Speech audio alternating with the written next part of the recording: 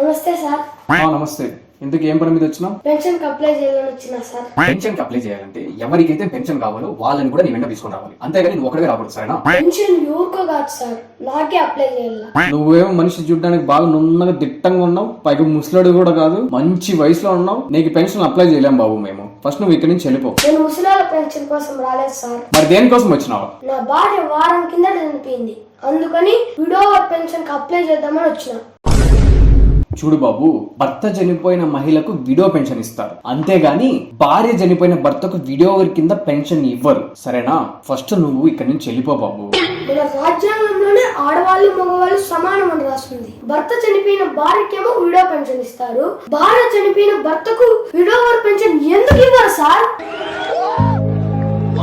అలా ఇవ్వరు బాబు. గవర్నమెంట్ లో విడోవర్ పెన్షన్ రూల్స్ ఎక్కడా లేవు, అర్థం చేసుకో నువ్వు. ఆడవాళ్ళు మగవాళ్ళు సమానమని ఆడవాళ్ళకేమో న్యాయం, మగవాళ్ళకేమో న్యాయమా?